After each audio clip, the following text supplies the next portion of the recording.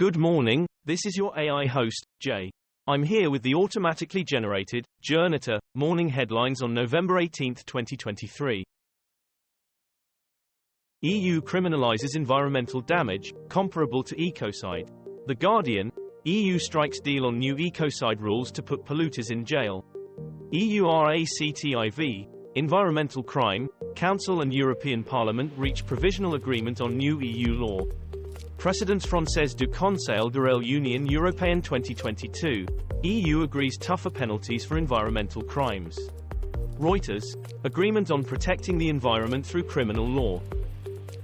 Malay fraud claims echo Trump ahead of Argentinian presidential runoff. The Guardian, will Argentina vote in a radical politician to fix the economy? BBC, Argentina presidential runoff, rising violent crime among top issues.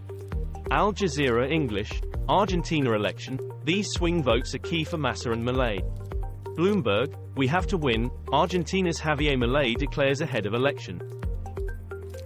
What the latest IDF footage from Al-Shifa hospital tells us about Hamas' alleged presence there. Rosalynn Carter, former First Lady, enters hospice care at 96. BBC, Rosalynn Carter, 96-year-old former First Lady, is in hospice care at home, Carter Center says.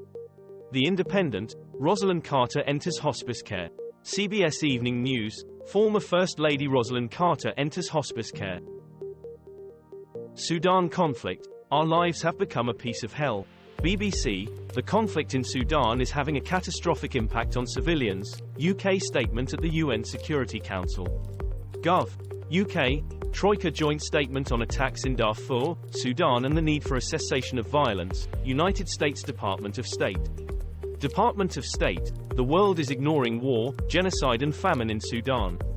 The Economist, Sudan armed conflict spreading to new regions, warns UN. Tanzanian student taken hostage by Hamas confirmed dead. Israel kills Hamas militants in Jenin raid as violence surges in West Bank. The Guardian, 5 Palestinians said killed in strike in West Bank's Balata refugee camp. The Times of Israel, Israeli troops kill 5 Palestinians, including 3 militants, as West Bank violence surges. The Independent, Israeli forces raid Jenin, surround Ibn Sina hospital in occupied West Bank. Al Jazeera English, Al-Qassam fighters strike Israeli forces in Jerusalem. IDF storms Jenin, 5 Hamas gunmen killed. U.S. cancer patients dying wish raises $16 million in people's medical debt. BBC, in death, one cancer patient helps to erase millions in medical debt. The Independent, 38-year-old mom dies of ovarian cancer, what to know about the deadly disease. ABC News, Brooklyn man who lost wife to cancer raising money to clear others' medical debts in her memory. Support for George Santos expulsion grows after ethics report, latest. The Independent, the House has no more options but to expel George Santos. Liberia election results, President George Weah calls Joseph Boakai to congratulate him. BBC, Liberia's George Weah concedes defeat after tight vote. Financial Times, Liberia President George Weah concedes election defeat to Joseph Boakai. Reuters, Liberia, election observers applaud peaceful conduct. Israel says it will allow 2 trucks of fuel a day into Gaza. BBC, Israel approves 2 lorries of fuel a day for Gaza as UN warns of starvation risk. Channel 4 News, hostilities in the Gaza Strip and Israel, flash update number 42 occupied Palestinian territory.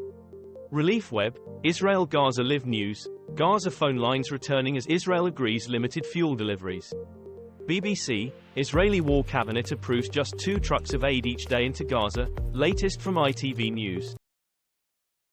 This was all for the news. Thanks for listening. Please do not forget to like and subscribe.